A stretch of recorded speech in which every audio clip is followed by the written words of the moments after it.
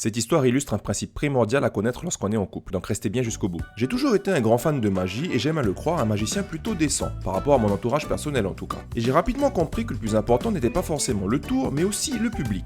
Et il y a deux types de public. Ceux qui sont excités et enchantés même avant que le tour commence, en complète admiration en écoutant votre baratin et émerveillés devant votre dextérité, ils ne posent jamais de questions et sont tout simplement heureux de se laisser bercer par votre représentation aussi amateur qu'elle soit, qu'on va appeler les gentils. Et il y a les chieurs professionnels qui ne savent que critiquer alors que vous n'avez même pas commencé, qui demandent à voir toutes vos mains, à inspecter vos cartes avant et après votre tour, ceux à qui vous dites généralement « Non mais tu demanderais pas ça à un magicien sur scène » et qui vous répondent « Ouais mais toi t'es pas un vrai magicien ».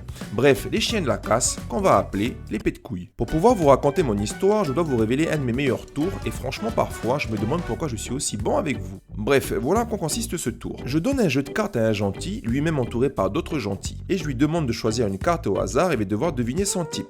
Donc si c'est un carreau, cœur, pique ou trèfle. Mais attention, là où ça devient puissant, c'est que quand il va choisir sa carte, je me positionnerai le plus loin possible et même carrément dans une autre pièce. Je ne toucherai plus jamais les cartes. Bien sûr, pour contrer les petits feinteurs, je demande aux gentils concernés de montrer sa carte aux autres pour pas qu'ils changent de version entre temps, la frontière entre gentil et pet de couille étant parfois très fine. Je reviens donc vers lui, je lui prends la main, je sonde son cerveau et boum, je lui donne le type de sa carte sans jamais me tromper. Alors que je n'étais même pas dans la même pièce lorsqu'il l'a choisi. Puissant, je sais. Alors ce soir-là, j'avais invité quelques amis à moi dans le roi, le king absolu des pets de couilles, celui que tous les autres pets de couilles trouvent pets de couilles. Et j'avais envie une bonne fois pour toutes de le remettre à sa place. Je lui proposais donc le défi suivant. Si j'arrivais à deviner le type de sa carte, il admettait devant tout le monde que j'étais le plus grand magicien qu'il connaisse. Sinon, j'admettais que j'étais un charlatan. Je lui ai donc tendu un jeu de cartes, évidemment il a voulu le changer, en a choisi un lui-même dans mes paquets, ce qui ne me gênait pas le moins du monde. Pause sur l'histoire. Maintenant je vous dévoile comment mon tour fonctionne. En fait, vous l'aurez compris, la bande de gentils a toujours un dénominateur commun, j'ai nommé Dorothée Babois, ma tendre et douce complice depuis maintenant 18 ans. En fait, elle s'arrangeait pour discrètement me donner les bonnes réponses. Elle se caressait la bouche pour cœur, elle se frottait la tête pour pique,